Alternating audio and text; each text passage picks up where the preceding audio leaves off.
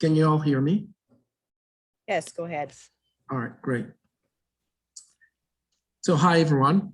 It's now 4 minutes past 10 in Ames, Iowa, in the United States, and 6 p.m. in the Eastern Africa region. I'd like to welcome you all to this side event, which is hosted by the Consortium for Innovation in Post-Harvest Loss and Food Waste Reduction. Thank you all for joining us, particularly those of you who are joining from areas where your day is coming to an end now. So we appreciate you taking the time and spend the next 2.5 hours with us. My name is Hori Chikez. I'm a PhD candidate at Iowa State University in Agricultural and Biosystems Engineering. And I'm from the Democratic Republic of the Congo.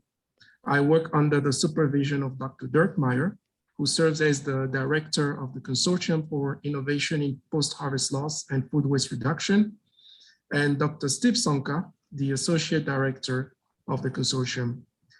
Both Dr. Meyer and Dr. Sonka have conflicts with other meetings at this time, but they will be joining us shortly. We have here with us today Mr. Joseph Akoua from Kwame Nkrumah University of Science and Technology in Ghana, and Dr. Wendy White from Iowa State University. They will be the moderators for the side event. And just the objective of the Consortium for Innovation in Post-Harvest Loss and Food Waste Reduction is to build and promote academic and entrepreneurial capacity of the next generation of researchers and young professionals. The consortium engages students and researchers in multinational, multidisciplinary teams in the project identification, planning, and execution phases, together with experts and entrepreneurs from the private and public sectors. So personally, being one of the students in the consortium, I've had the opportunity to interact with and learn from post-harvest loss reduction experts and scholars from across the globe. I've also had the opportunity to travel to several regions of Sub-Saharan Africa, Kenya, and Tanzania, and interact with smallholder farmers and value chain actors involved in post-harvest loss reductions. So today we are very pleased to be able to share with you some exciting projects from other students coming from multiple countries.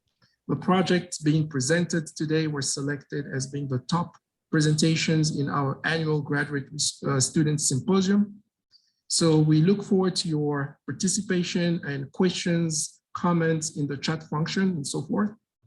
Lastly, we are very grateful for our funding agencies, the Foundation for Food and Agricultural Research, FAR, and the Rockefeller Foundation. So with no further ado, let me give the floor over to our moderators, Mr. Joseph and Dr. Wendy White. Over to you. Thank you very much, Corey, for the introduction. I will also want to welcome all of us for today's program. My name is Joseph Akoua, a faculty member here at Kwame Nkrumah University of Science and Technology, specifically working with the Department of Agriculture and Biosystems Engineering. Today, our work is cut out straight. We'll be introducing the presenters for this session. And first on the list is Christine Concepcion Ignacio, who is a PhD candidate in Agriculture and Biosystems Engineering at Iowa State University. She is a faculty member on study leave from the University of the Philippines, Los Banos, where she also took a Bachelor and Master of Science degrees in Agricultural Engineering. She has the desire to continue working in academia after her graduation and helping the next generation of future engineers workforce solve global food security and safety problems. Today, we'll be having Christine present on understanding the properties of hermetic storage bag liners to characterize its performance. So without much ado, I would open the floor for Christine pre-recorded video to be played, but I want us to know that we will have them on standby so that after their presentation, we'll have about 5 minutes of interaction or questions. And I will encourage each one of us to use a Q&A chat or section to ask specific questions directed towards the presenters. Though we have the chat column where we can also use it to engage if you want to ask general questions or interact with each one of us. So without much ado, I would ask for Christine's pre-recorded video to be played. Thank you.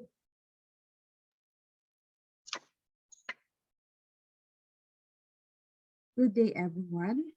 First, I'd like to thank the Consortium for Innovation in Post-Harvest Loss and Food Waste Reduction for inviting me to present my research on understanding the engineering properties of hermetic storage bag liners to characterize its performance. I'm Maria Christine Ignacio. I'm a PhD candidate in Agriculture and Biosystems Engineering here at Iowa State University, and my major professor is Dr. Dirk Meyer. Hermetic storage bag is a known alternative storage option that effectively control insect infestation because of a biogenerated modified atmosphere principle. So meaning because of the grain respiration and metabolic activities of insects and microorganisms, it reduces the oxygen concentration that inhibits the growth and population or production of insects and microorganisms and molds that are major causes of deterioration. So it is most widely disseminated among smallholder farmers in Central America, Sub-Saharan Africa, and Asia. It is a chemical-free option because you don't need to use pesticides during storage to get rid of insect pests. It is easy to use. It has two main components, the polypropylene bag and the plastic liner bag. The polypropylene bag is designed to hold and provide strength and protection during the handling and storage, while the plastic liner bag is the liner or the bag that limits the permeability of gases, thus ensuring a low oxygen environment, and the most critical component of this technology and the focus of my research. We have several commercial available hermetic storage bags in the market because of the known or established impacts of this technology. Single layer, double layer, and triple layer. The single layer is the types of hermetic bags with, you can buy them as one inner liner bags. There are super green bag and storzo. The double layer composed of polypropylene bag plus inner liner. These are agrosea bag and fly bag. And last is the triple layer with polypropylene bag and two inner liners. Examples are PICS and Elite. Now, my research, since it is focused on liners, I'll be using just two terms. The single liner, which pertains to the multi-layer extruded films with low permeability barrier layers used by the single and the double layer types of bags. And the double liner, which is actually the two high-density polyethylene liners. Now, the impacts of hermetic storage technology has been established in published articles for the past more than 10 years. So both social and economic, meaning more income for farmers and reduces post-harvest losses due to caused by insect infestation. Now, with the increased adoption of this technology, of course, we still need to address some challenges and gaps. Challenges here, we have the availability, affordability, also the usability and durability of these bags because they are prone to puncture and insects are making holes in the inner bags, and the need for drying and moisture assessment for ensuring the quality of the stored grain. Now, for the gaps, we have here need for standards in rating hermeticity to ensure that farmers are getting the right technology, and need for environmental impact assessment and identifying or understanding the factors for learning what's really influencing in achieving the low oxygen environment. So these gaps will be addressed by my objectives. So first is to quantify the key engineering properties that will be basis for the development of a standard, and then also estimate the environmental impacts, predicting oxygen depletion, and using a method for ranking the commercially available hermetic bag liners using the properties and the calculated environmental impacts. Now for the study 1, here are 6 commercially available bag liners tested following a standard method, ASTM method. So here are the properties, impact failure rate, the tensile, the tear strength, and of course the permeation for the oxygen transmission and water vapor transmission rate. Here are the summary of the properties measured. So oxygen transmission rate, water vapor transmission rate are important properties to ensure that the low oxygen environment is maintained during the storage, and also the grain moisture content is maintained at safe level. The tensile properties to impact failure rate and tear strength. This provides the assurance that your hermetic bag liners are strong enough to hold the crop during storage and handling. Now, the results show that there are evidences of statistically significant differences among the commercially available hermetic bag liners, which are actually expected since they are composed of different materials. And this will be identified and recommended as specifications for the ASABE standard project development entitled Standard for Measurement and Rating Hermeticity. So the maximum allowable barrier properties and the limits for strength properties. For the study 2, this is the estimation of environmental impacts using a sustainable mine LCA or life cycle analysis software. It is from cradle to grave, meaning from bag manufacturing to distribution, product use to disposal. And the functional unit use is 1 hermetic storage bag, and these are the different variables used. And the carbon footprint is calculated, and also the other key importance performance indicator. For the results here, we can see that the double liner with 100 kilogram capacity as we have here a highest carbon footprint. And also we can take note that with the 4 stages, the bag manufacturing has the highest carbon footprint. And of course, the single liner with 50 kilogram will be having the lowest carbon footprint, and 50 kilo has the least carbon footprint among the all hermetic bags. Now for the other key performance indicator, here we can see that the fossil fuel depletion contributed or has the highest contribution to environmental impact, which is actually expected because of the bag manufacturing as the highest with the carbon footprint contribution.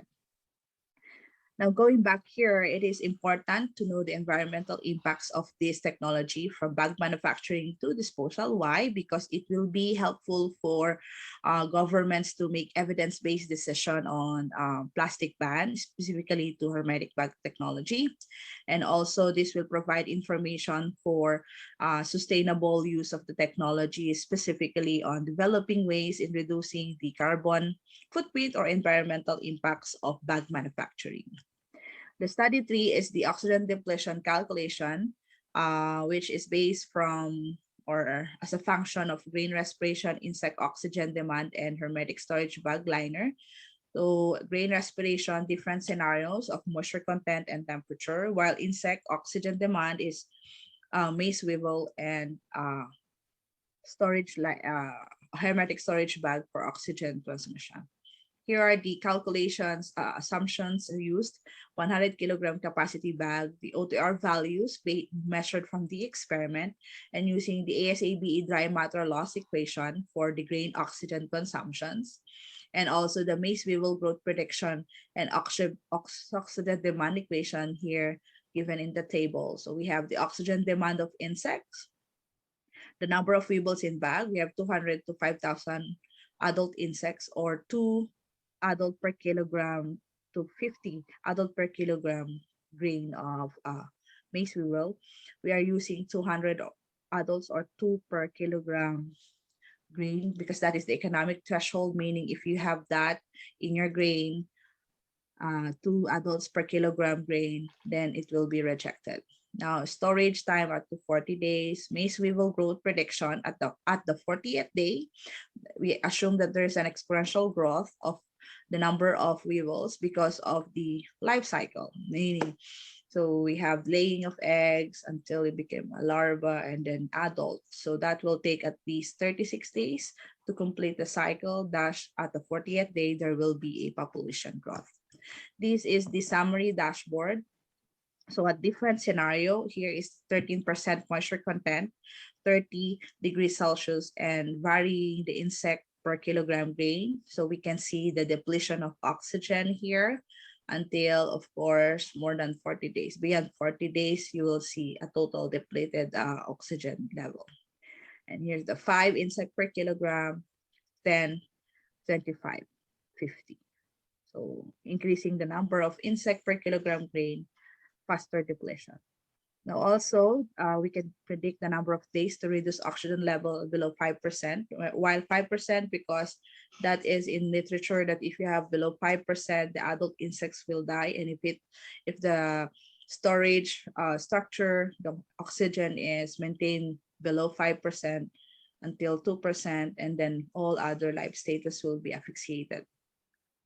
Now for the summary, we can see that on the summary dashboard, it confirmed that the insect respiration dominates the depletion of moisture, of oxygen, at safe storage moisture content of 13 to 14%, while grain respiration is negligible. So meaning at 13%, 30 degrees, 2 adult insect per kilogram, you need greater more than 40 days to reduce oxygen level no below 5%, but increasing the moisture content of the grain, of course, there is this change in the grain consumption, grain oxygen consumption. So we will have a faster reduction of oxygen level, which takes less than 15 days. But take note, if you need to increase the infestation, if you increase the infestation, there will be a faster depletion of oxygen.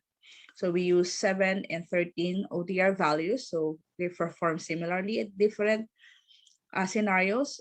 And the spreadsheet will be further modified to accommodate different grain types and species. Now for the last study, the analytical hierarchy process, given the properties from study 1 and the environmental impact, we use this approach to rank the commercially available hermetic storage bag liners.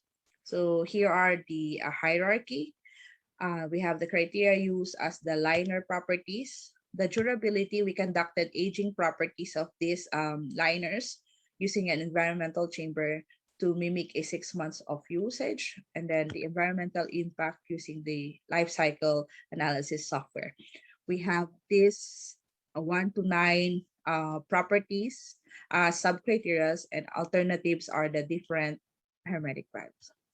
Now, calculating the relative weights of the different criteria, we found out that the OTR and WBTR are the top 2 outmost important criteria for this technology. The carbon footprint is the lowest because during the use of this technology, there's a very low carbon footprint. Then we also calculated the consistency ratio at less than 0.1, which is acceptable, and we have the ranking here. So from 0.19 to 0.14 to 0.19. Now here, remember, the AHP has been applied, available storage for our given criteria used and the experiment, the results of our experiment, and also the various criteria were considered are with the global priority values calculated at 0.14 to 20. We did a sensitivity analysis showing that a liner with a 75% higher values on OTR and WBTR compared to our commercially available will have a very low priority value of 0.05. Now, additional must be done to address the uncertainty of the global priority values and how final ranking are to be interpreted. Now, for the conclusion, of course, engineering properties of inner bag liner are identified, measured, and used in assessing the performance of hermetic storage bag technology. But of course, we recognize that assessing the performance of this technology is not limited to its inner liner bag properties. Of course, other factors must include the following: the efficacy in controlling environmental impacts, the multiple uses and availability, and most importantly, the cost effectiveness. Now, this is the moving forward. So we have this line up for the different studies for follow-up experiments and validation. And now, thank you for your time and for listening. You may contact us on these details for more questions. Thank you. Thank you very much, Christine, for your presentation. So as I indicated earlier on, we have 5 minutes of interaction with Christine. So already we have some questions coming up in the chat session. But then before I'll do that, maybe Christine, I'll throw the first shots before we open the floor for other colleagues or members to also put their questions or read some of the comments or questions that have been put in the chat. I want to find out in terms of the different hermetic bags that you use with respect to the maize, or I'm sure you use maize for your study. Yes. How are you able to maintain the moisture content at 13 and 14 to be able to relate it to the rate of oxygen depletion within these bags? Okay, for the oxygen depletion calculation, those are calculated values based on ASABE standard dry matter loss equation. It is not, we're doing the storage experiment right now to validate the calculations. The one that I presented is based on ASABE dry matter loss equation at a different moisture content and temperature of grain, and also with the properties involved in the OTR values and Maize Weevil prediction of growth and oxidant consumption equation. So all our calculations, the validation for experiment is still ongoing. Okay, all right, I get you. Yeah, so I will quickly read some of the questions that have been asked. Mildred asks, please, are these commercial hermetic bags tried according to standards before released to the market? If yes, can you kindly relate that to your objective 1? So Mildred is asking if these commercial hermetic bags are normally tested before they are released into the market, and if you can relate that to your objective 1. Okay. During my literature review, I tried to look for engineering properties from manufacturers' specifications in their published articles. So normally you can only see the OTR values and WBTR values in the manufacturer's specification, like for Grain Pro, Storso, and Agro C bags and Zero Fly bag. But the other properties such as strength and other properties that I included in my objective are not available for the for public. And also what we found out that these manufacturers, they don't really have those information, or I don't know, we are trying to communicate with these manufacturers to provide us results of their own testing based on standard methods, but as of now we don't have any data from them. Okay, thank you very much. Joseph, I think there was a hand raised that someone wanted to ask an oral question. I saw Mawoko Philippe. Yes, I was coming to that. Oh, yes. I'm sorry. That's fine. I mean, that's okay. You're my co-moderator, so that is fine.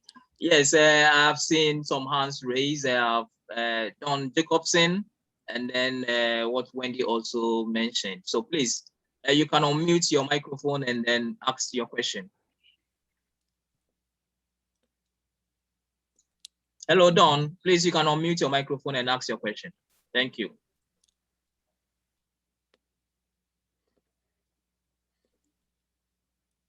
Okay. Yes, did they? Yes, please go ahead. Did any study occur with the opening and closing as might happen in a real-time situation? Yes, I think there's one study that conducted for the knowing the effects of opening of those bags. But I think, but it's not part of my study. But there is one study conducted. Okay, thank you. All right. Thank you, Don. Thank you.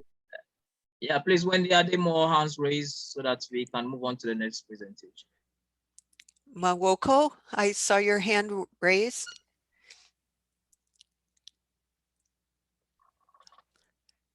So that should be Emmanuel. He is actually supposed to be part of the presenters, so probably maybe he has some challenges. We will address him at the backstage. Okay. Yes, so at the moment we don't have any more questions, but then if you have some questions or comments you still want to channel it to Christine, please, we encourage you to use the chat box so that she could also respond and continue with the conversation. But we all should know that after the presentation, we'll have the opportunity to have a general, forum where we can have questions and also answers to coming up. Thank you. Our next presenter is in the person of Loretta Odro, who is from Ghana. She's a student of the Kwame Nkrumah University of Science and Technology, and she's offering Masters of Science in Food Science and Technology. She also holds a bachelor's degree in Natural Resources Management from here, the same university, and hopes in the field of academia research that one day she'll be able to apply the necessary knowledge in food science to help combat food safety and insecurity challenges. She has participated in several seminars and conferences with the aim of gaining more in-depth experiences and knowledge to aid in achieving her career aim. We will be privileged to have Loretta present on a study which looks at a comparative study on phytochemical, nutritional composition, and microbial loads of fresh and spoiled tomatoes. So Loretta, the floor is yours. Please, can we play Loretta's pre-recorded video? Thank you.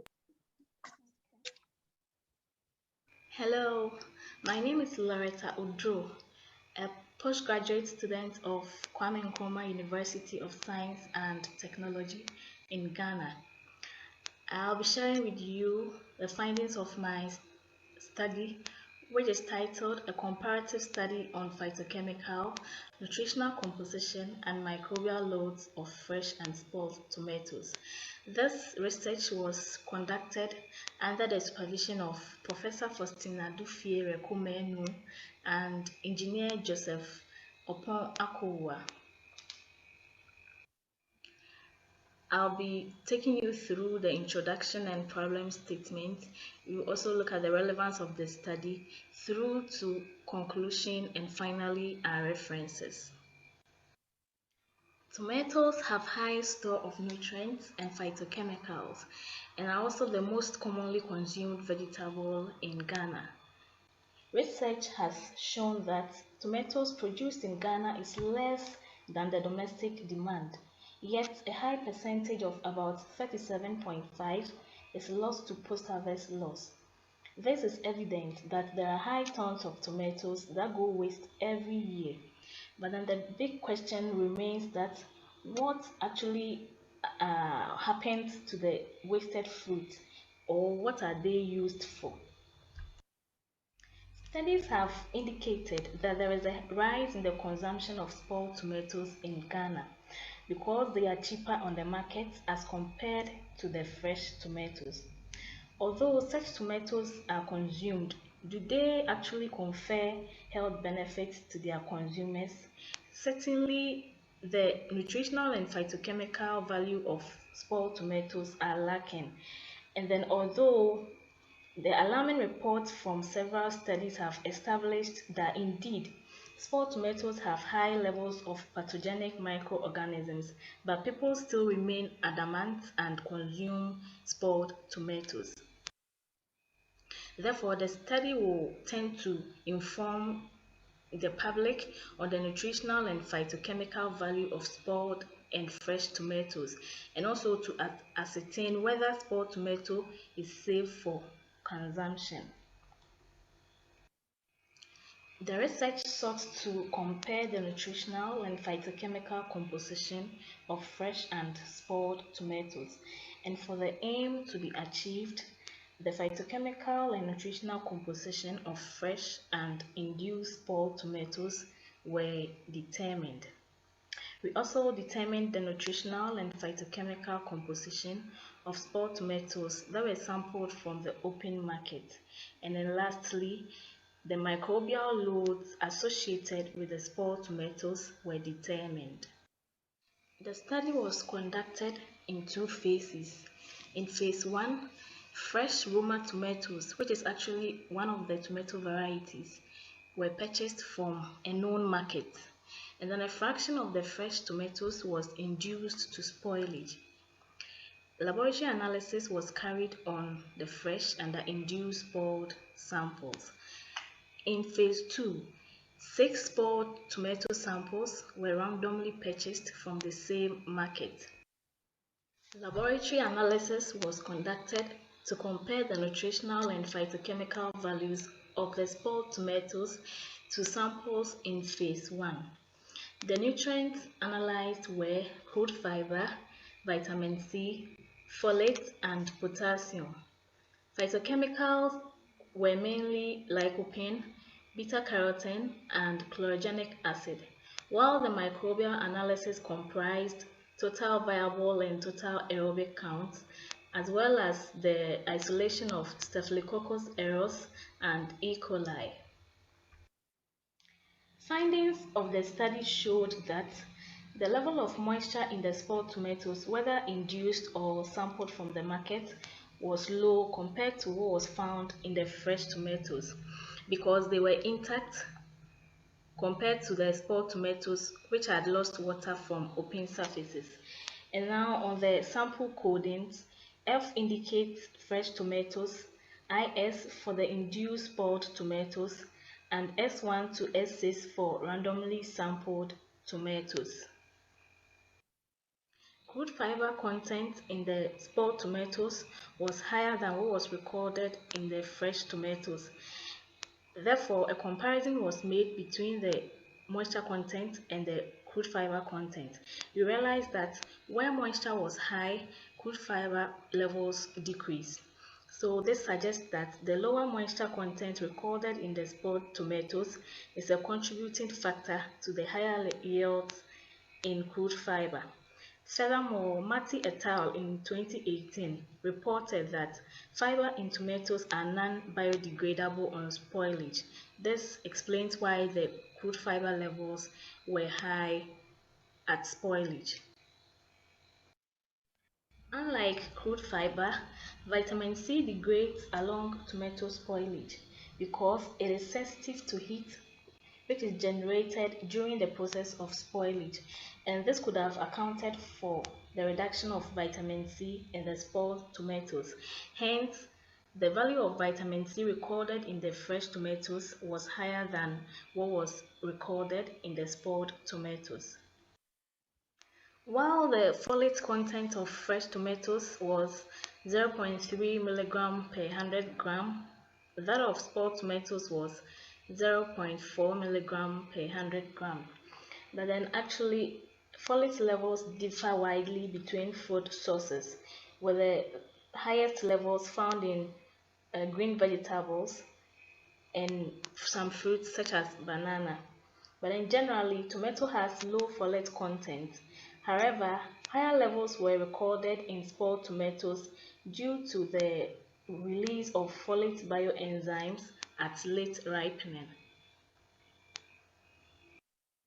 Fresh tomatoes had higher chlorogenic acid content of 0.74 milligram per 100 gram, whilst spoiled tomatoes recorded a low chlorogenic acid content. This is possibly because chlorogenic acid degrades as tomato undergoes spoilage. Carotenoid content in spoiled tomato was higher than what was recorded in the fresh tomatoes. This is because there is an advancement in ripening which increases carotenoid synthesis in tomatoes during spoilage. Now, the pictures we see here are tomato samples at different stages of spoilage. We have the fresh Roma tomato, and then bruised spoiled tomato. Place 3 is a slightly broken with deep cut tomato. Then we have the deeply broken tomato. We also have the broken with juice oozing, and then broken with juice or foul smell.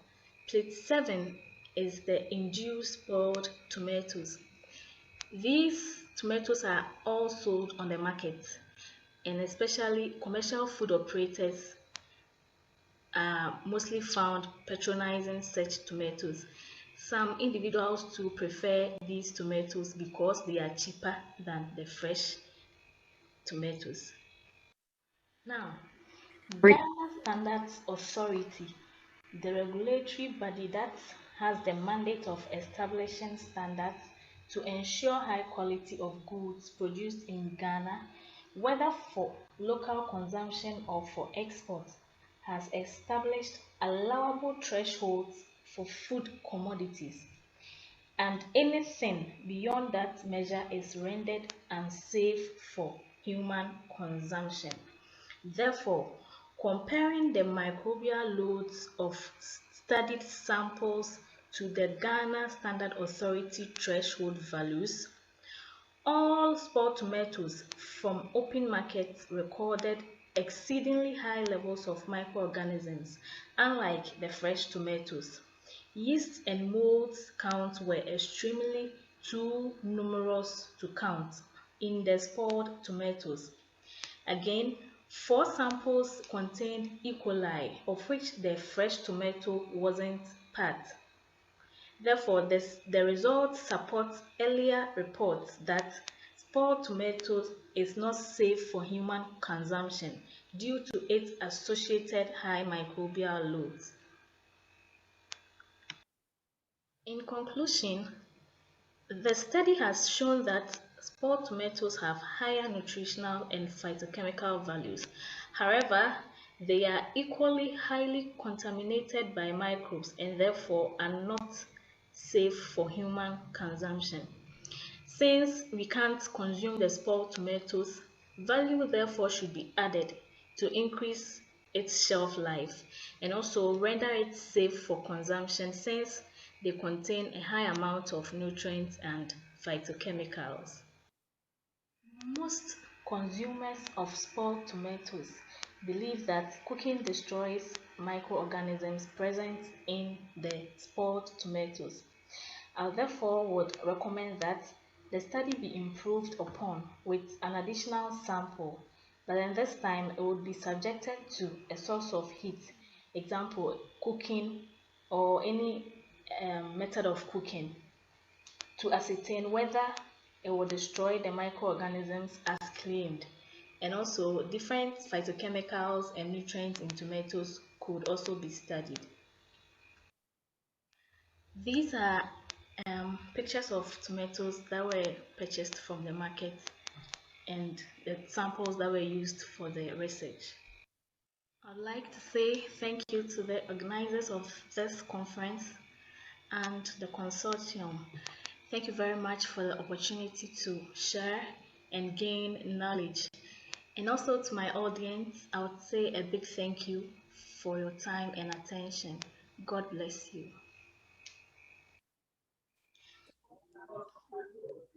All right, Loretta, God bless you too. Thank you for your presentation. You're welcome. So as has been indicated, we would have 5 minutes of interaction with Loretta. I've already seen some Q&A sections of questions being posed. Maybe before we get into that, I would want to do part of this study, but then would want to, ask a very important question.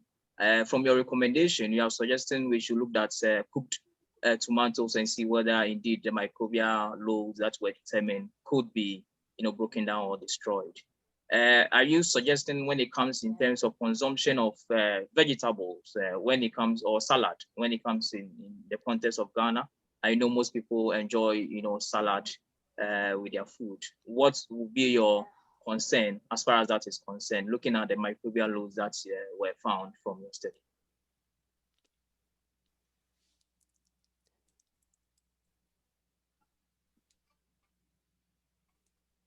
Hello, Loretta. Hello, Loretta, did you hear the question? Yes, please. Yes, so you can take it over. Thank you. Yeah. Hello. Yeah, go ahead. Please, can you We hear me? you. Okay. Yes, please go I ahead. said that with salad preparation, sometimes they usually prefer the fresh tomatoes more than the spoiled ones because they are firm. So they are able to cut them into salads, but they don't usually use the spoiled ones. Even so, they should at least subject it to a bit of heat because the fresh tomato still contains a level of microorganisms, but they are not severe as in the spoiled tomatoes. Okay. Thank you very much for your response. We have a question from Samuel Lamte. Who says, did you verify the causes of the spoilage? Okay. Were they pathological or physiological? From your study, did you verify the causes of the spoilage, whether they are pathological or physiological? Okay, from the study, in terms of physiological, it was observational study. We saw some molds forming, and then there were juice oozing with foul smell. But then in terms of pathological or microbial, that was what we did in the lab. So confirming from the microorganisms that were found in the spoiled tomatoes, it proves that spoilage was caused by those microorganisms. Okay, thank you. When did we have anyone asking or someone who had raised a hand? I didn't see anyone, but I have a question.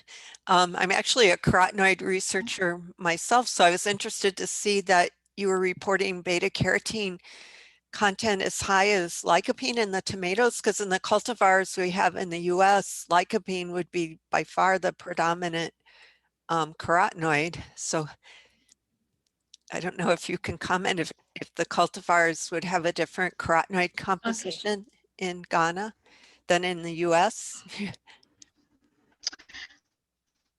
Oh, please, I can't say much about that because I worked on one cultivar.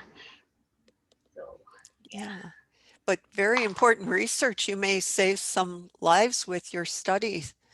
And also, I was wondering though, I'm not sure that we can conclude that the nutritional value was better with the spoiled tomatoes because of what you found, that the water content was lower. So it could also be concentrating the nutrients that are present, you know, the dehydration in the spoiled tomatoes, just as you found for the fiber, that could be true for the folate and the carotenoids, but very interesting to think about biosynthesis of carotenoids and folate occurring during spoilage.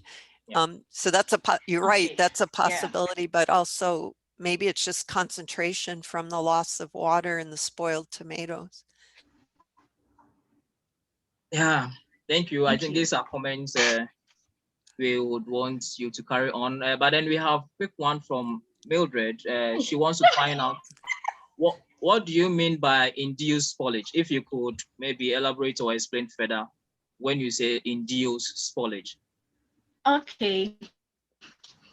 Induced spoilage means we took a section of the fresh tomatoes and then kept it under the same condition as how the market women keep their tomatoes to spoil, and then have the same qualities or physical attributes as the spoiled tomatoes had on the market.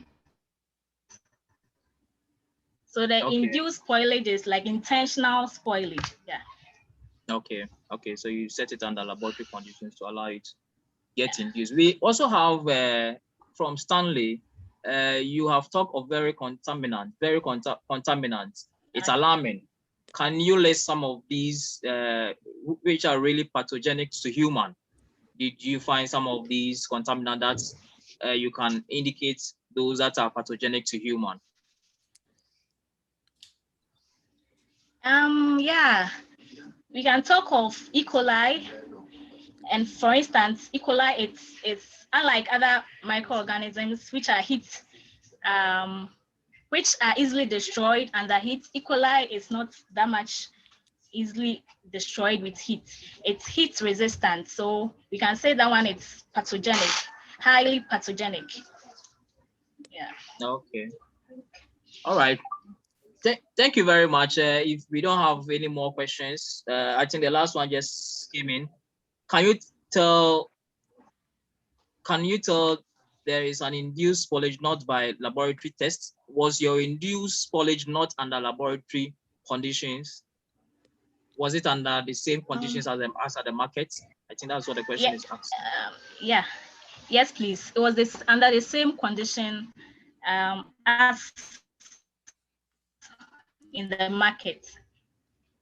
Okay. All right. I think for the sake of time, and as I indicated, we'll have the opportunity to, after the presenters are finished with their presentation, give chance to our panelists and then the participants to engage further, so that we'll be able to be within time. So without much ado about that, I would want to move on to our next presenter, who is in the person of Chichioke Leonard Inkocha, who is from Nigeria. Pardon me if indeed I pronounce your name wrongly, or apologies for that. Who is from Nigeria and is currently doing his master's in mechanical engineering at Stellenbosch University, and is in his final year of study. His current research looks in the area of post-harvest technology and is focused on looking at integral refrigerated container logistics in horticultural industry, or for the horticultural industry. And his aim is to establish the capacity of these integral refrigerated containers to cool down selected perishable foods. Today we have the privilege to listen to Chichioke on his research, which looks at establishing the cooling capacity of these integral refrigerated containers for strategic logistics scheduling in the fruit cold chain. Yeah, so without much ado, I would want Chichioke's pre-recorded video. Felix.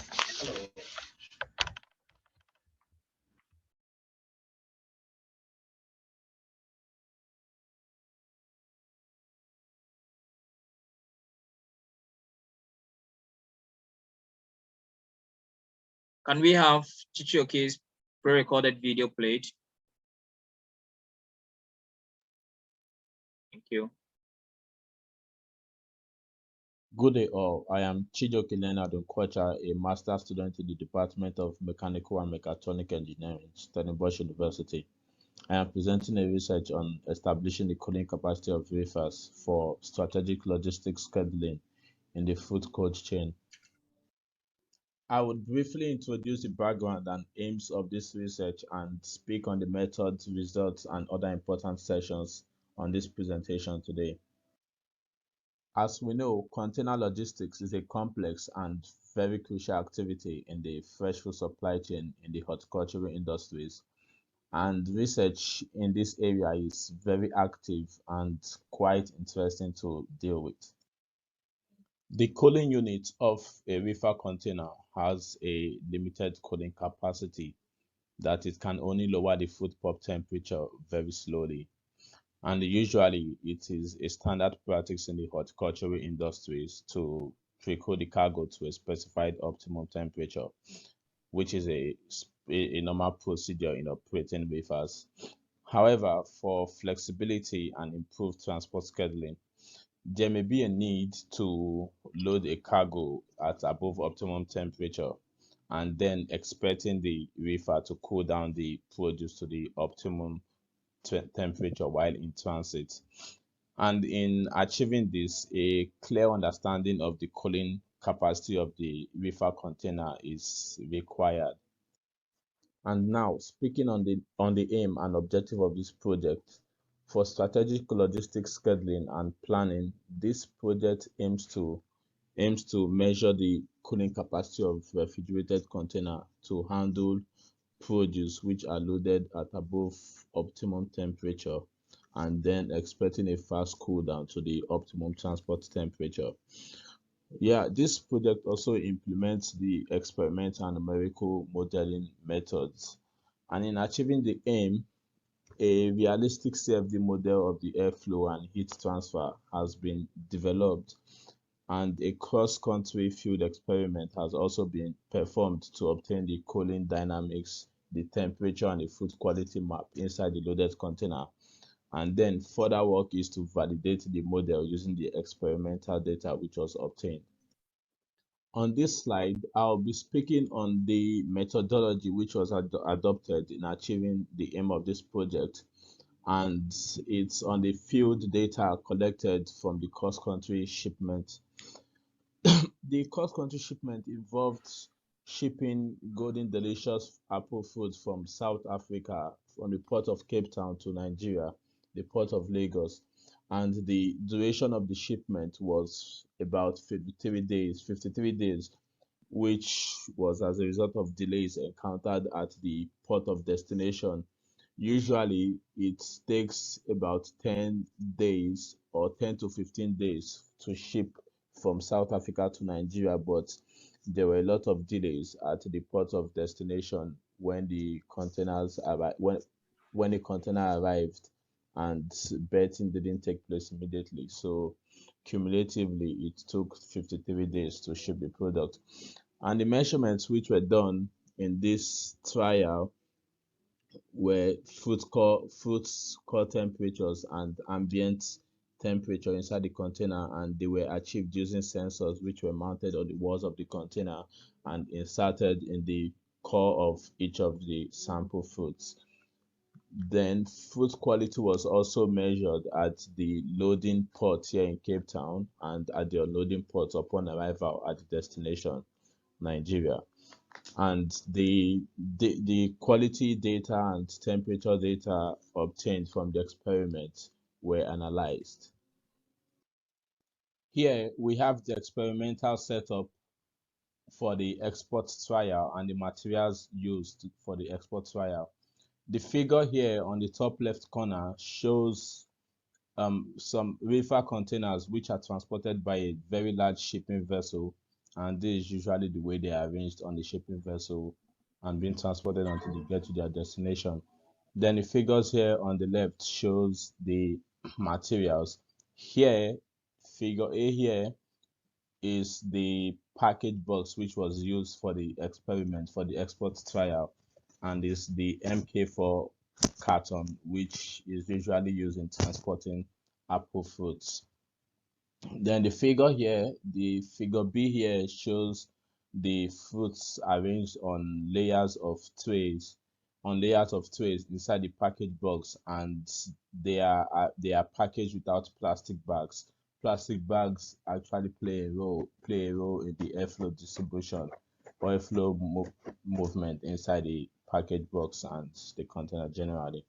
And here we have the pallet base on which the palletized stack are placed on, and the figures to the right hand side shows the layer formation of the packages on the pallets, and this shows the palletization of the packages on the pallet.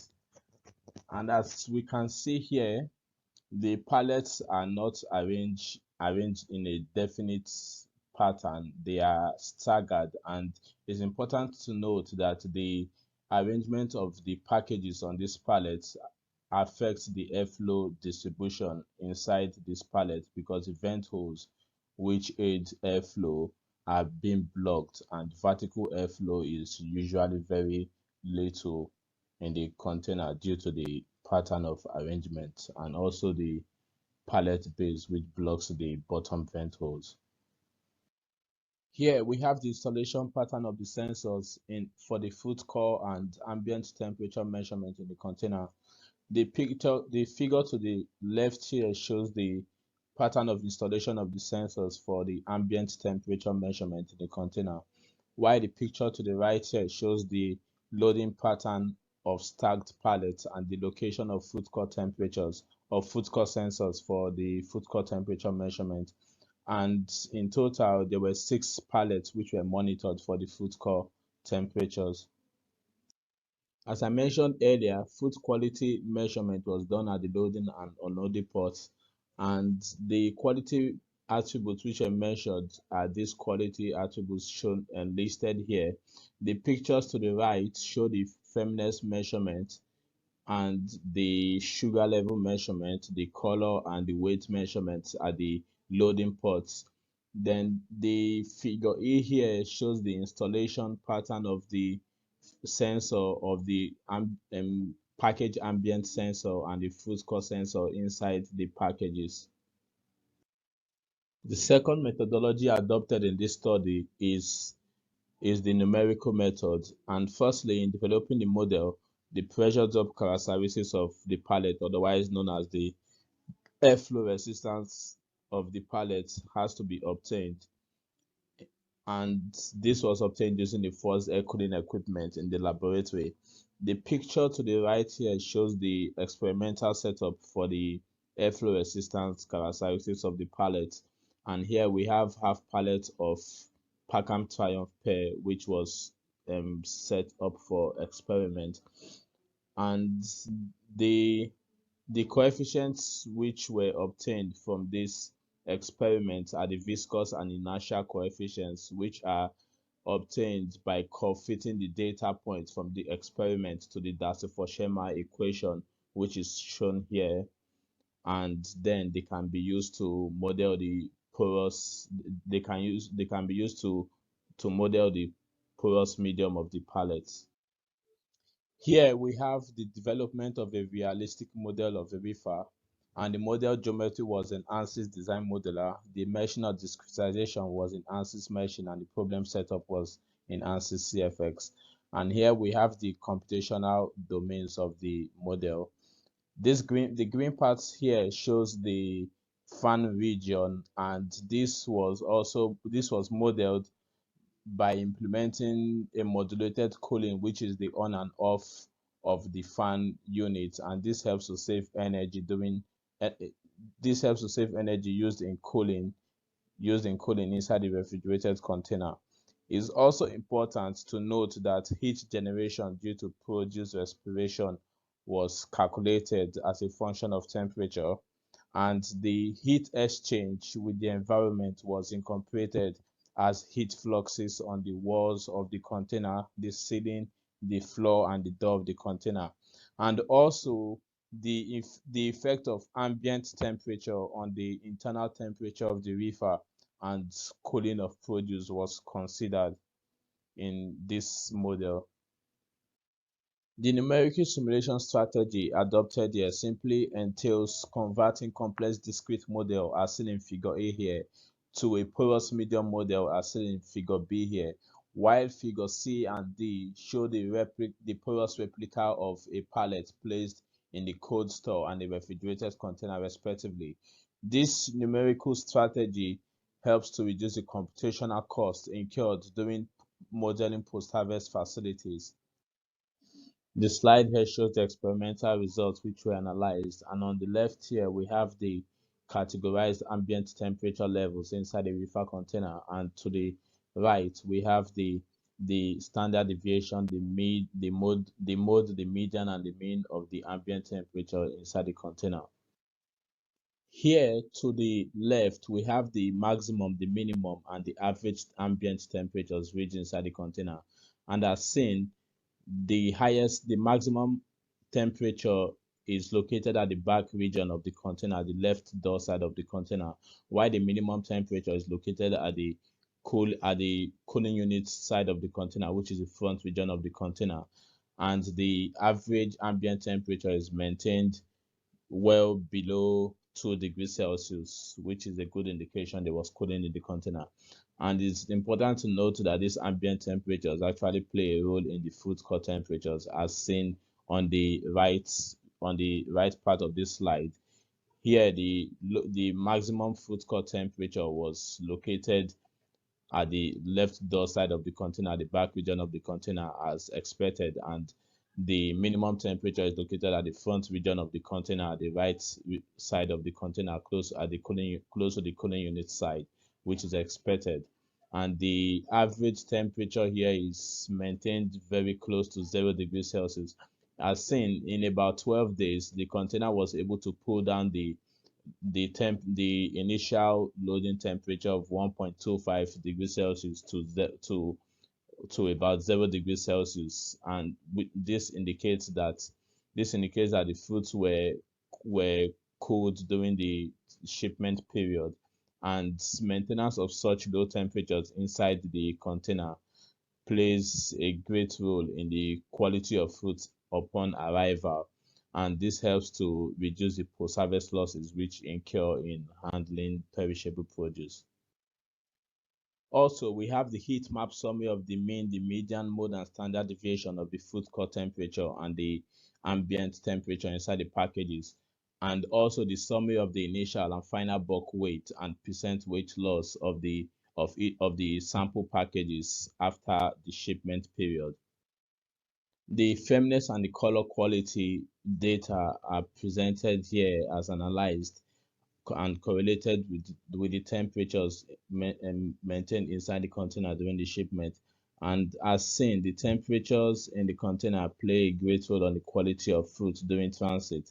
However, the quality of the fruit here fell within acceptable range after shipment. To the left of this slide, we have the sugar level quality, which was measured, and it is very clear that the temperature and the pallet position in the container does not have any effect on the sugar level. Hence, the sugar level is not an important factor in deciding the fruit quality upon arrival. And to the right here, we have the figure showing the decay incidence of fruit, and there was no decay incidence recorded during shipment. The top and the bottom figures here show the left pallet row and the right pallet row respectively. And as seen, we can see the progression of velocity from the cooling unit side to the door region of the container, and the velocity decreases towards the door region of the container. And as seen, the first three pallets on the right row has the highest velocity at the bottom region, while the least velocity is recorded at the last two pallets on the left row, as seen in our experimental value. And the figure at the middle here shows the middle air gap, which is characterized by high air velocities in the container. And yeah, these circled regions is the side close to the cooling unit, and this area is characterized by high turbulence, and the CFD model was not able to accurately predict the air velocity around this region of the container. The figure here shows the air velocity profile for the pear model, which is similar to that of the apple model. And as seen here, the first two pallets close to the cooling unit side has the highest air velocity, while the last two pallets at close to the door side at the door region has the lowest air velocity as expected. And for both models, the right pallet row has a better airflow profile than the left pallet row, and in general, the pear model showed better air velocity profile and airflow pattern than the apple model, and this has a great impact on the temperature distribution inside the container. The slide here shows the cloud data collected from Essence, showing the temperature history of reefer container traveling from South Africa to Kuala Lumpur. Here on the right, the CFD model was able to predict the fast cool down of fruit core temperature from about 9 degrees Celsius to close to 1 degree Celsius. Meanwhile, this research intends to load fruit at 5 degrees Celsius, and this shows the feasibility of using the container to cool down fruits loaded at above optimum temperature down to the optimum required temperature, which is 0 degrees Celsius. Our current work here is in the transient simulation and second validation experiment to start loading fruit at 5 degrees Celsius. It is also important to know that efficient temperature control inside the reefer helps to maintain food quality, thereby reducing post-harvest losses. And in summary, the export trial shipment was conducted, and the CFD simulation of airflow inside both models have been developed. I want to acknowledge the following people and organizations here for their immense support and technical assistance during this research. Thank you for listening.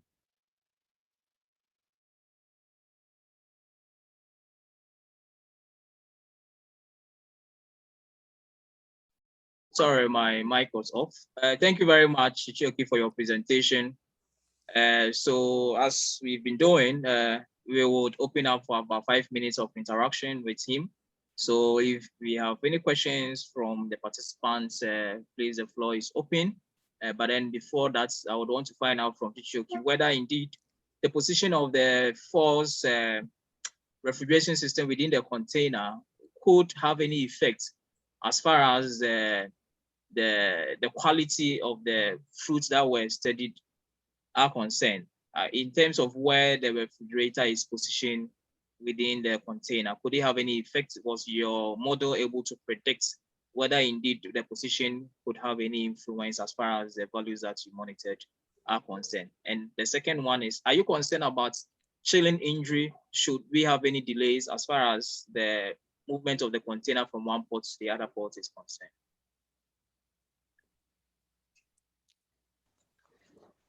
Yeah, I really didn't get your first question, but I'll answer your second question.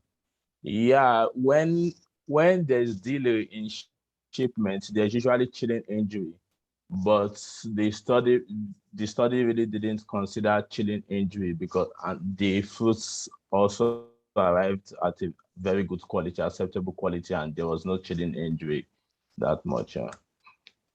But for your first question, please, can you come again? Yeah, I was asking about the position of the refrigerator system. I mean, in terms of the fan that was positioned behind the container, whether in terms of where it is positioned, whether it could have any influence in terms of the values that your model predicted. Like you can see in the model, that's a realistic representation of a reefer container, and that's where the fan of the reefer container is usually positioned. So the T-bar floor is there, which directs airflow. There is a curve. As air leaves the fan, there's a curve, an inlet curve, which guides airflow through the T-bar floor. And from the T-bar floor, there is vertical airflow movement into the pallets. But towards the door region, the airflow reduces, and that's why you would usually see that the pallets at the back region of the container towards the door side is usually warmer than the pallet at the front side, because the pallet at the front side gets the cold air first, and also there's cold air short circuiting through the air gaps between the pallets. Yeah. Okay, I think that is excellent. Thank you very much.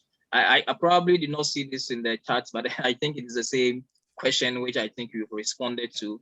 Whether temperature close to 0 degrees is not getting close to freeze point, and whether it wouldn't affect the fruits being exposed to chilling injury. I think. Okay. Yeah, I can speak on that. Yeah. Sure. Go ahead.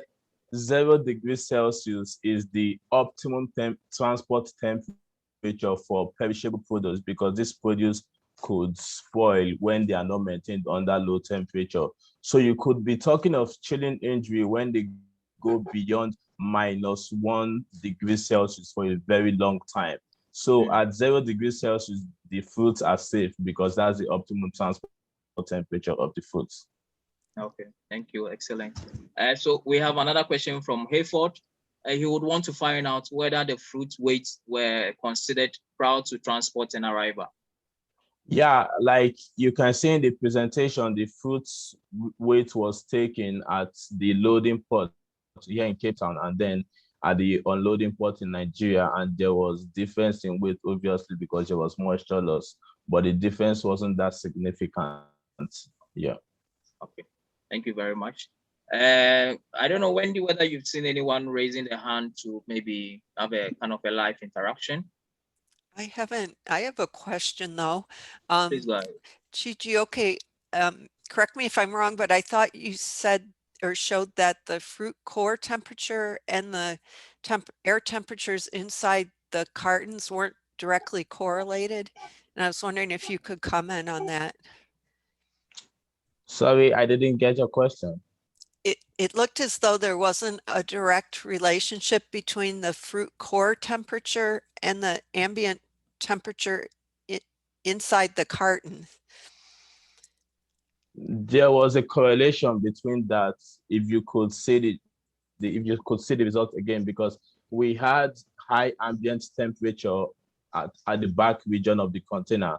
And when you check the result of the fruit core temperature, the highest fruit core temperature was also located at the back region of the container. So the ambient temperature has a direct effect on the fruit core temperature. Okay, thank you. Yeah. Thank you. All right. Thank you very much, Chichuke. I think we don't have any more questions. Let me quickly see if there's another one that has come up. Yes, the last one from Nancy. Please, I would want to find out if the study also considered ambient conditions such as temperature and relative humidity outside the container because of heat and mass transfer issues. Oh, exactly. Like I stated there when I was explaining the geometry development.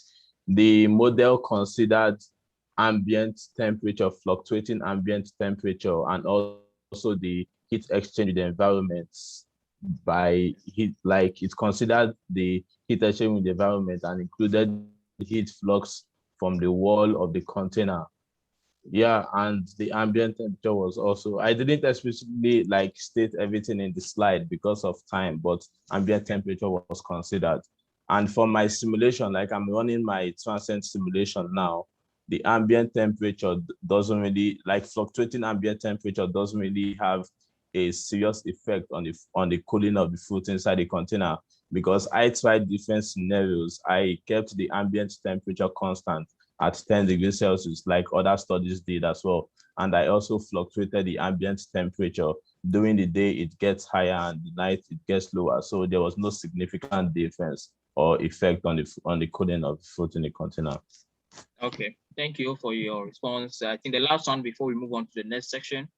Can we use your system for all fruits, because different fruits have different specific temperature range for storage? Is it applicable to say tomatoes, or can we use it for grapes or any other kind of fruits? I'm working on, you can use it for pear fruits. You can use it for pear fruit, but using it applicability to different kinds of fruits now will depend on the set point temperature of the wafer container. Because when you're transporting pear fruit has a particular set point temperature, and apple fruit has its own set point temperature. Okay, thank you very much. So as I said earlier on, I encourage the presenters and also the participants to continue engaging using the chats section and as well as the Q&A column, so that when we are done, we could still have the opportunity to engage each one further. So I would leave at this moment and then ask my colleague, Dr. Wendy White, to take over for the next two presenters. Thank you very much. Thank you. You're welcome. So I'm pleased to introduce our next speaker, Epiphany Karakkizi. And I apologize, Epiphany, I don't have a lot of information about you, except I know that you work for the Eastern Africa Grain Council and you're based in Rwanda. But if there's any additional information you'd like to add in terms of your bio, that would be fine. But otherwise, we'll go right into your presentation. Okay. I can hear you.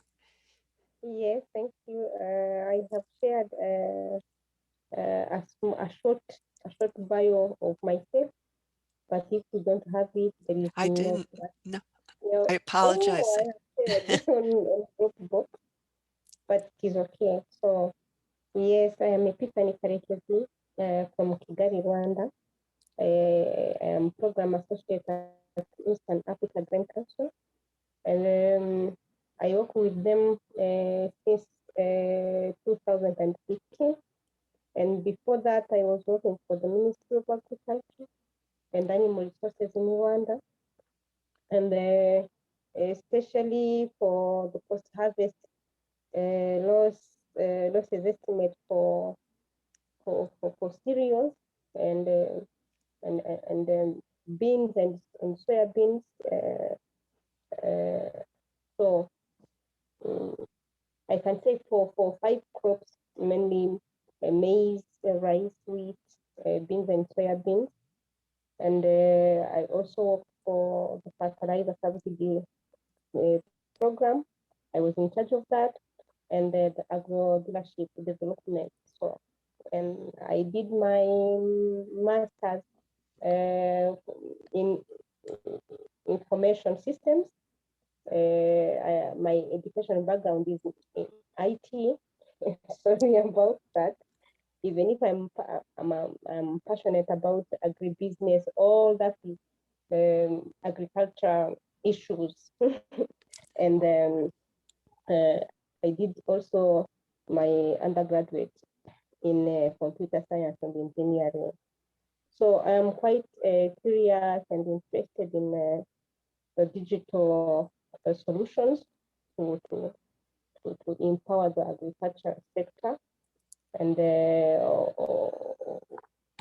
all about the post-harvest losses and the food waste management and food systems. I can say that. So you can continue with my presentation. Okay, thank you. Yeah. Thank you.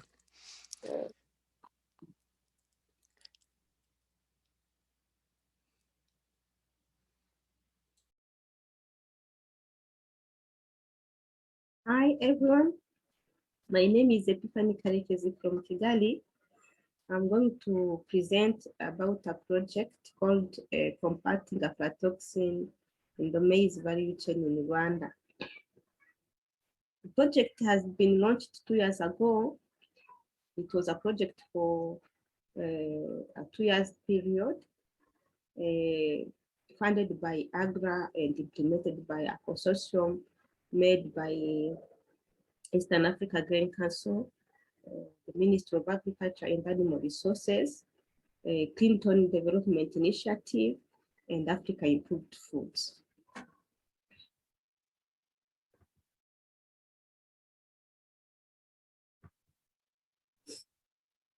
Agriculture is the main economic mainstay of the majority of households in Rwanda, which represents approximately 30% of the national GDP and employs about 69% of the labor.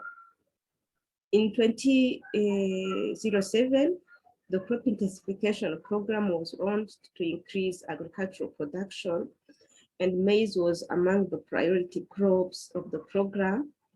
And its production increased from 350,000 metric tons in 2007 to 930 metric tons in 2013. However, some unexpected challenges related to post-harvest losses were recorded, mainly due to lack of appropriate and timely technologies and high aflatoxin contaminations in the maize value chain mainly, and where big off-takers and processing companies had to import 97% of the quality maize from outside the country at a very high cost. So the project was then designed to solve constraints related to quality maize production, especially aflatoxin contaminations, associated market inefficiencies, and strengthen extension services in the country. It was conducted by developing teaching materials for farmers training on post-harvest best practices to promote quality standard, and piloting, and this is important, piloting a trial run of buying and selling unshelled maize on cob in the eastern province of Rwanda, which is it was very new in the country. Also, the project planned to do market linkage for grade 1 and 2 maize and facilitate its trade through structured markets. And as a result, more than 40,000 farmers adopted the buying and selling maize on cob, and more than 55,000 metric tons of aflatoxin-free maize was sold through structured market with 0% rejection, and this comparing to 97% rejection before the project was big. And this allowing of takers and big processing companies to source quality maize locally, whereby they were struggling to import from the neighboring countries and even from outside Africa at a very high cost. So as conclusion, we can say that the way of buying and selling maize on cob reduces time for post-harvest handling and remove challenges being faced by farmers when they harvest under rain during January and February period. It also releases farmers to have time to allocate to other activities for more income generation. And finally, it allows off-takers and processing companies to source quality maize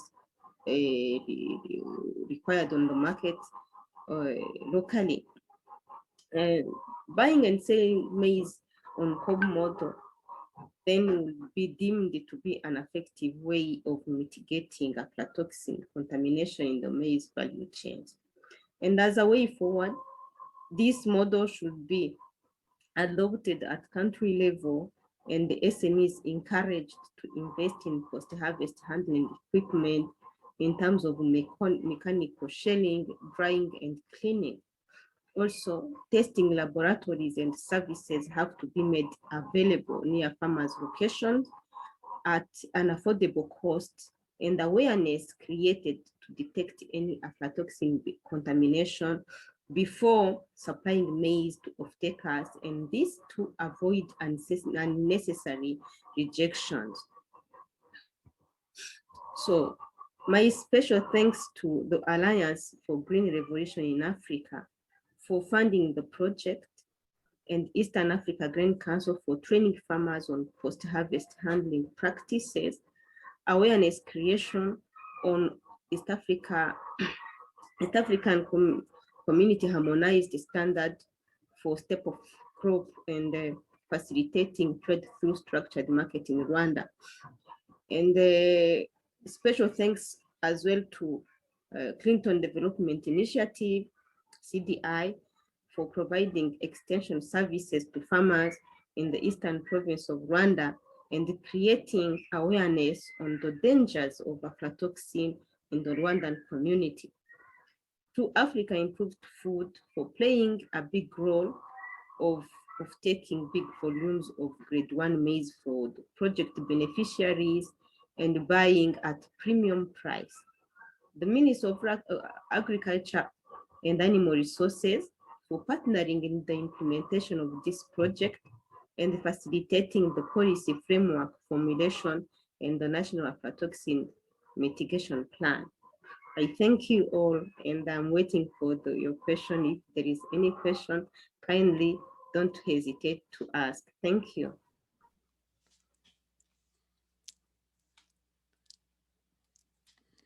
Yes, thank you. Just an announcement, if someone I think has their mic unmuted, and we're hearing some lively noise from some children, which ordinarily would be great, but it's a little distracting. So please, attendees, be sure that your microphones are muted. So anyway, so it seems as though that is potentially a great practical advance for farmers to sell the maize on the cob. But what do you think the feasibility is for the post-harvest shelling equipment for the people involved in shelling the cobs to adapt and buy the appropriate equipment? Will that be feasible for them? Thank you for the question.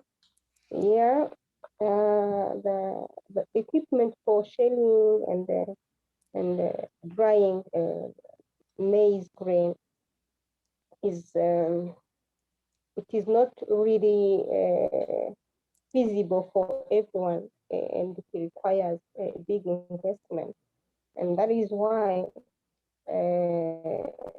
an awareness is being created for farmers to leave the business of drying maize by themselves and hand this activity over to big SMEs who can invest in this business, because it requires a big amount of money. Because, like for example, a drying machine which can dry like 30 metric tons of maize per day can cost around 100,000 US dollar, and this is big. So a simple farmer or a cooperative of farmers cannot invest by themselves in this business, but big companies, yes.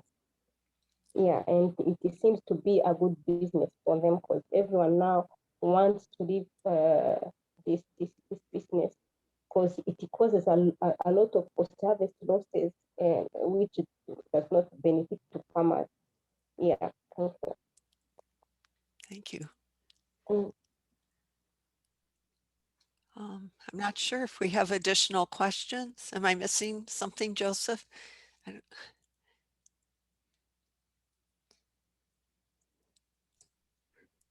I have a question I wanted to ask, and I appreciate. Can I go ahead, Wendy? Sure.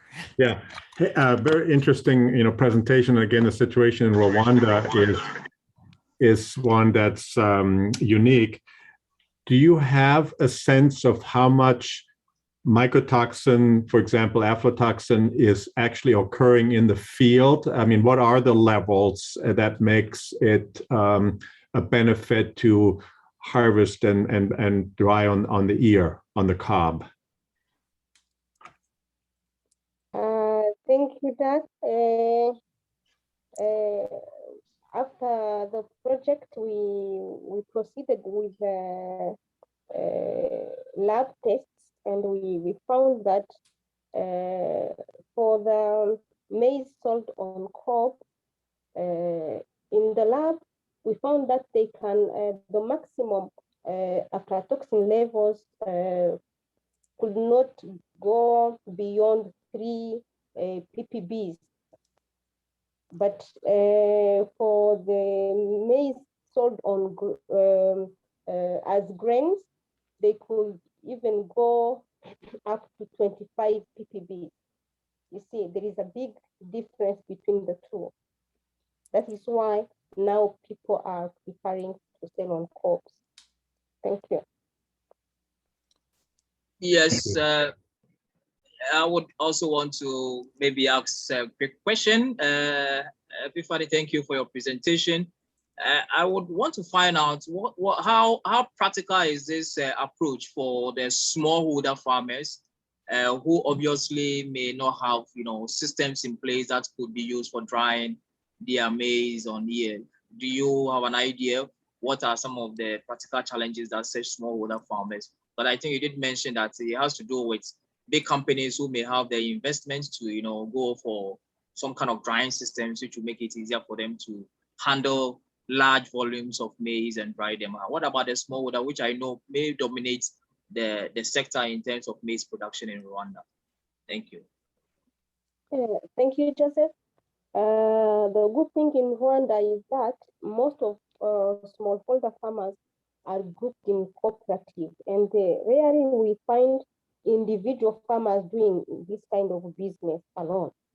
So this is because they produce maize on small land or on small part of land, and to be able to profit from the business, they have to group themselves into cooperative. And when they group into cooperative, it is quite easier to connect with big SMEs, because they have what I can call aggregation centers nearby the road, where a truck can come and take the maize.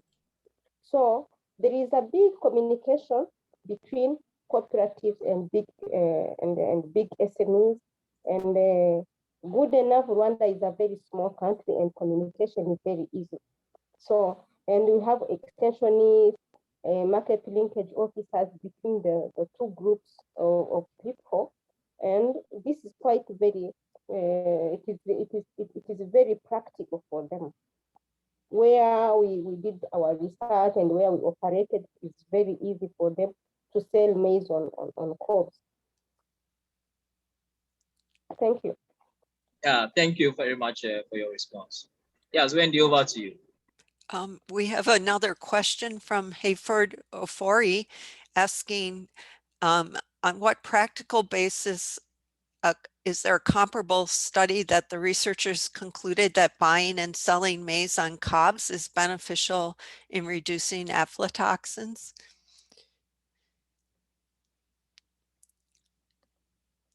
So I guess he's asking if there's comparable published research to support your finding or consistent with your finding.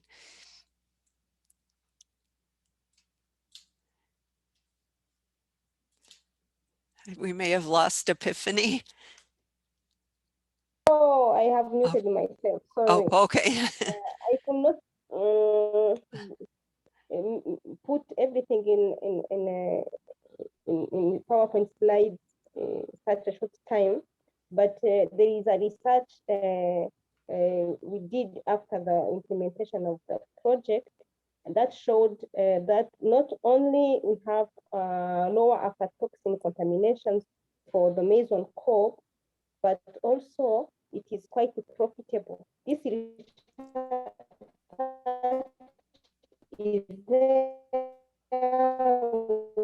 Oh, you're breaking up, Epiphany, at least in my... share the link.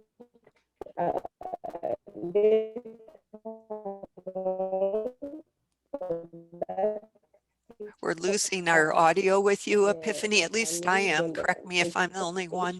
I was following you for a while, but just the last few sentences, it was breaking up. Oh, sorry, maybe this is a problem issue. I will share my comment in the chat box. Okay, you're very clear now. We can hear you very well now, or at least I can. Yeah, okay, I have said that we conducted an assessment after the project implementation on the maize on cob business, and found that not only the contamination of aflatoxin was low for the maize on cob, but also it was the more profitable model for farmers and everyone in the value chain. So this study exists. I can share it after this session so that everyone can refer to it. Thank you. Okay, great. Thank you.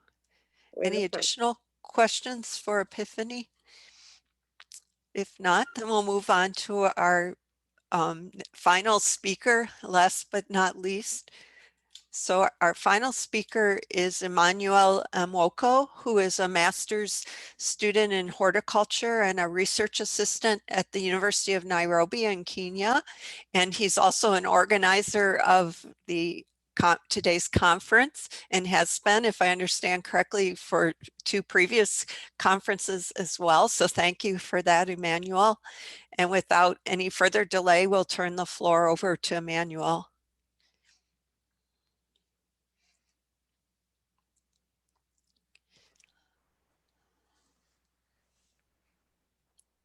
Hi everyone, my name is Emmanuel Amwaka. With my co-authors, Professors Jena Mbuko, Hutchinson Jesang, and Willis Owino. We'd like to present a paper on evaluation of effectiveness of low-cost cold storage options to preserve the post-harvest quality of mango.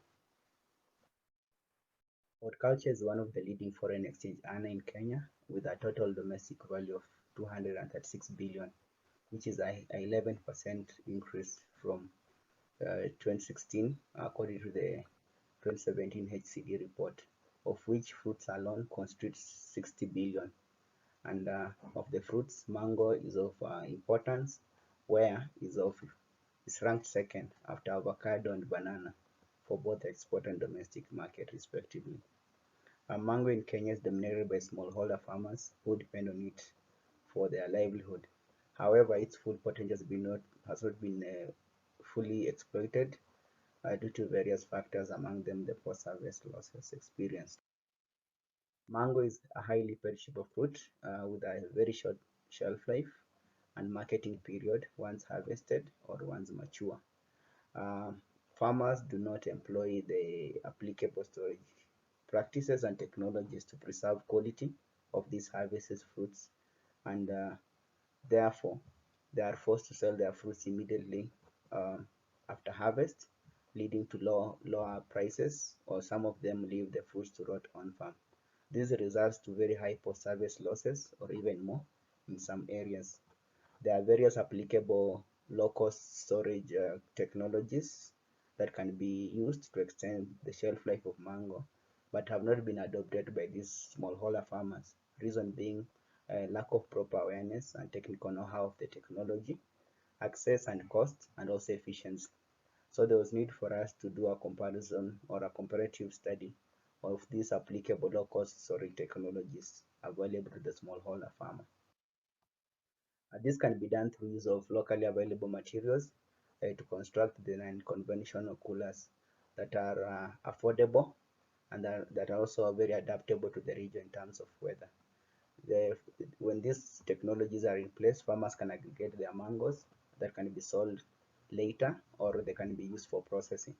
When you use modified atmospheric packaging together with cold storage, you are able to solve the problem of forced air that is created by most cold rooms. So this experiment was set out to evaluate these different low-cost storage technologies that we have that can be used to extend the shelf life of. The four technologies that we evaluated against the ambient are the zero energy brick cooler, the coolbot cold room, the evaporative charcoal cooler, and the Waka technology. The experiment was set up in such a way that we used the apple mango and canned mango, which are the dominant varieties, and the mangoes were harvested at a mature green stage, and the fruits were harvested early in the morning and transported to the experimental site in an aggregation center in Embu County of Kenya, where the fruits were divided into 10 batches of 60 fruits each, and the first 5 fruits were packaged in open crates and stored into the 5 different storage options as we have seen. Then the second batch was packaged in active MAP, then stored under the 5 storage options. Again, this was the experimental layout as indicated in the above.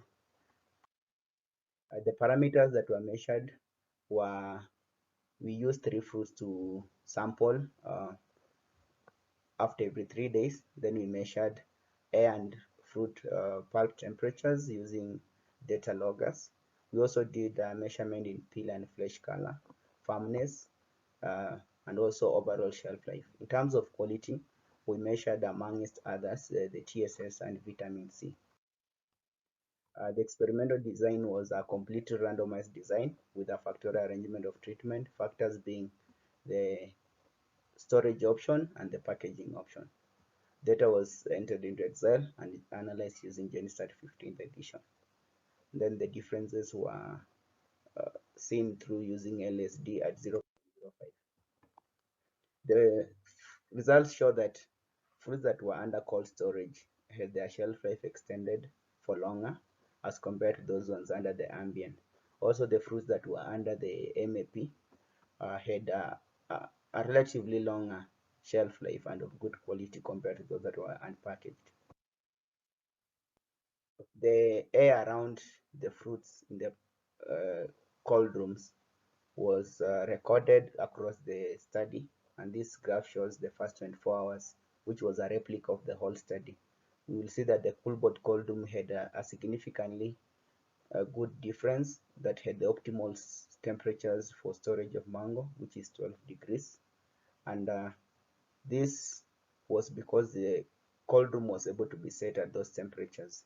But the rest of the cold storage options that we had, that the charcoal cooler, the brick cooler, and the wakati, fluctuated in terms of temperature depending on the ambient. For pulp temperatures of apple mango, we had a very significant difference in fruits that were under the cold stored fruits. That is fruits under the coolbot cold room, the zero energy brick cooler, and the evaporative charcoal cooler. But fruits under the wakati and the ambient did not have a significant difference in terms of pulp temperature.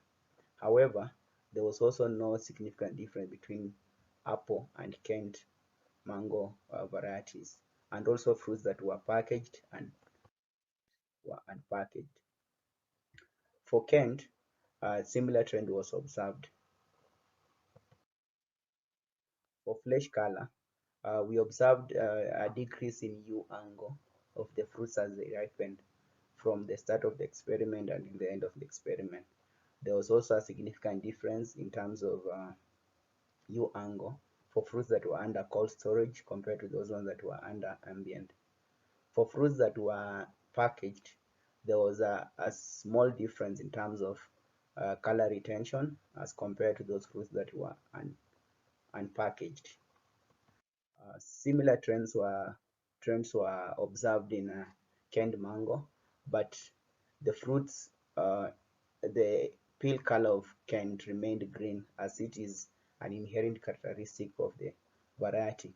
However, the flesh color also turned yellow as the fruit ripened, having the similar trend as observed in apple mango. For TSS, the fruits increased in TSS as they ripened, and this was a common trend across all treatments. But for fruits under cold storage, there was a decreased increase in TSS as there was low metabolic reactions in fruits that were under cold temperatures. There was an increase in TSS for fruits that were under ambient conditions and unpackaged because of the increased breakdown of starch into simple sugars. This was a similar trend observed in Kent mango, where the fruits had also an increase in TSS as they ripened over time. However, the sugar levels or the Brix level in Kent was lower as compared to apple because of the inherent characteristics of Kent. Vitamin C reduced or decreased as the fruits ripened. This was observed in fruits across all treatments, but it was steady in fruits under the ambient conditions and unpackaged because of the increased water loss in these conditions, as opposed to the fruits under cold storage as well as under MAP. This was because of the low temperatures that reduced the water loss levels, and also due to the reduced water loss due to the paper film of the packaging. This was seen in a similar trend in Kent variety, but losing more weight or more water because of the surface area to volume ratio of the fruit as compared to the apple mangoes that were small in size. Temperature management is critical for quality preservation of perishable horticultural crops like mango, and handling of these fruits under cool, safe temperatures is key in reducing the metabolic and deteriorative processes that include respiration, transpiration, and rotting in harvested fruits. Peel and flesh color decreased in all storage options, but was steady in ambient conditions and slower in cool storage options. This is due to the slow degradation of chlorophyll and synthesis of carotenoids and anthocyanins in reducing temperatures. Gradual increase in TSS as the fruits ripen is attributed to breakdown of starch into simple sugars. This is due to the low temperatures and low metabolic activities inside the fruit due to the low oxygen and CO2 as provided by MAP bags. Delayed decrease in vitamin C in cold stored and packaged fruits was due to the low oxidative degradation during respiration and transformation into sugars as fruits of low temperatures and altered gaseous composition in MAP bags. Similar trends are observed in other physical and nutritional changes of the fruits in storage. MAP complements cool storage to enhance shelf life and quality preservation by generating high relative humidity and altering the gaseous composition. To conclude is that cold storage preserves the post-harvest quality of the perishable commodities such as mango, and the effectiveness of cold storage is enhanced by use of MAP. Then the use of locally available materials to fabricate these low-cost storage coolers, such as the Coolbolt cold room, can be adopted by the smallholder farmers. With prolonged shelf life of 9 to 24 days as seen in the study, mango can be aggregated to raise quantities required by buyers and for later processing. I acknowledge the Rockefeller Foundation for funding the study, and I thank you all for your.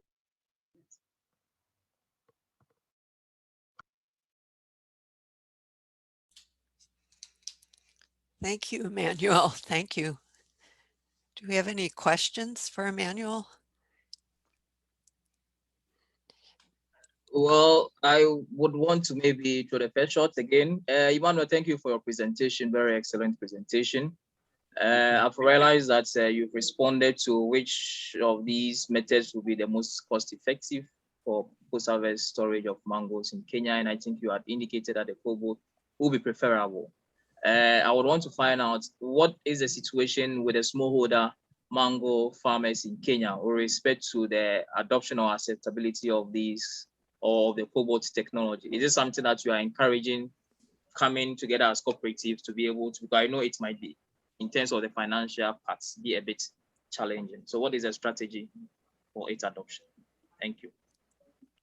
Okay, thank you, Dr. Joseph, for the question. To answer that is that, yes, we are evaluating these as low-cost cold storage technologies, but in real sense, some of these technologies are costly. For example, the use of the coolbot, you have to import the gadget, and also for the evaporative coolers, you realize that in areas where we do not have the locally available materials like bricks or riverbed sand, the farmers might need to buy them or get them from far places. However, for the areas where some of these materials can be locally be found, is relatively cheaper, but coming together as a group, because you might realize that standing alone as a smallholder farmer, you might not be able to pull a 4x4 or that capacity of a charcoal cooler. But when you come together as a group, farmer groups, they come in from the cells they make as an aggregation center. They can be able to pull back some of the resources they have. Then they can come up with these evaporative coolers. For example, just to showcase some of the cases, of course, we have a number of farmers who are working in Kenya. Through the support of the Yield World project, we help them put up some of these coolers. But we have a number of other people who have shown interest, seeing the pilot that we've done with some farmers in Embu and Machakos. And we're hoping that once they have something little and have to pull their resources together, then even through support of the financial institutions, they can be able to get enough funds to put up some of these storage facilities. Then they can use the money they get from the center to pay back the loans. Yeah, thank you very much for your response. Excellent. We have a question from Techno. The question is, at what ripening stage did you store the mango fruits? The mangoes were put in store at mature green stage, as I mentioned in the presentation. That's when they have attained maturity. They are ready to ripe, horticulturally mature. They haven't started ripening yet, but they are horticulturally mature. That means when they are put in store, they can be able to ripen and not to rot. And then, of course, during study, the end stage was determined based on the firmness of the fruits, the internal firmness, using, of course, a firmness meter. Thank you. I had another question. You documented a loss of color with extended shelf or storage, and I'm wondering at what point does the color loss become unacceptable to consumers? Because I imagine even with the color loss, the mangoes are still quite orange or yellow. To show the colors I used on the shelf life was just show you how good the mangoes were still at the time when we determined that to be a pre-end stage of the study. But the real factor that we used to end the study was on the firmness, the flesh firmness. Because the reason I didn't use the peel color is because a number of those fruits that are used in the study, like for example, Kent, some of them do not change color when they ripen. So I use the peel color to just show that even on the 36th day of the study, apple mangoes are still as good as on day 12 of the ambient one.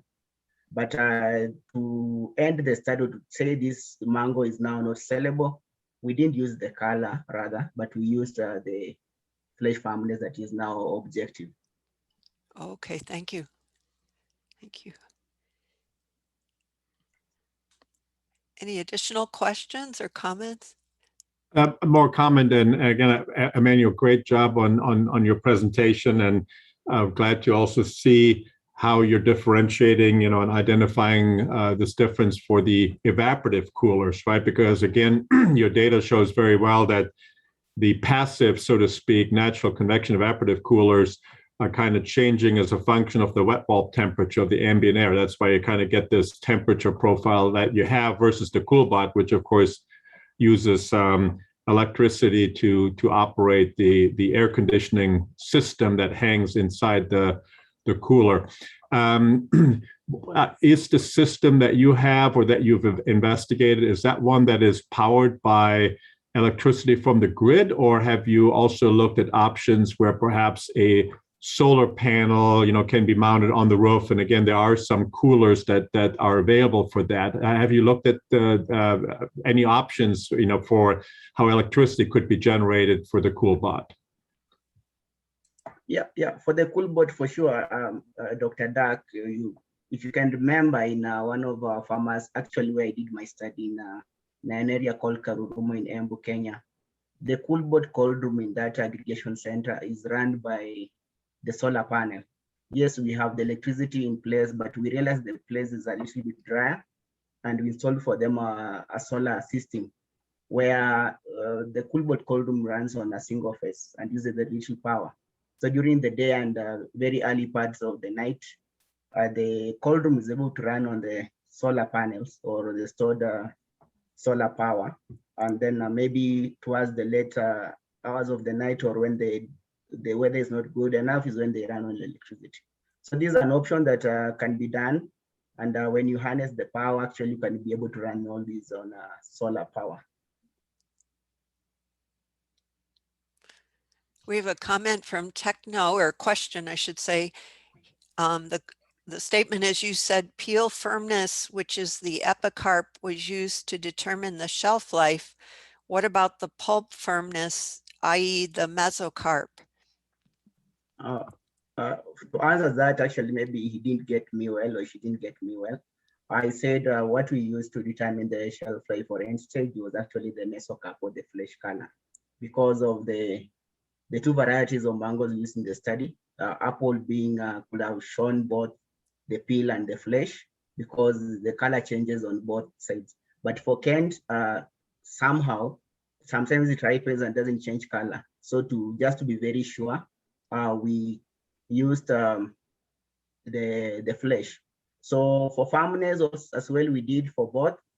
And of course, different fruits have different characteristics of how firm they can be when they ripen. But from the study, to be objective, the mesocarp or the flesh firmness will be a sure option than the flesh, the peel. Great, thank you. Additional questions, comments? If not, should I wrap things up? But anyway, very impressive presentations, and we had a broad array of topics. I learned a lot.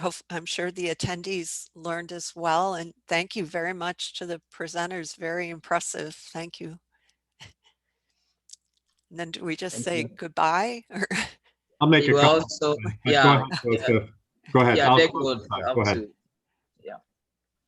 Yeah. So I was saying that you would also, say a big thank you to our presenters, and at this moment we would ask Professor Maya, who is the lead for the consortium, to make some few remarks, closing remarks, before we sign off. Yeah, thank you both Dr. White and Professor Akawua, and thank you for serving as moderators. We greatly appreciate that. Both of you are key members of the Consortium for Innovation, Post-Harvest Loss, and Food Waste Reduction. I also thank Hori and for opening us up, and for Nicholas from the Ed Snyder Center and Cassie to help facilitate all of that. And then again, congratulations and thank you so much for these young scientists that have done just a wonderful job presenting updates on the research.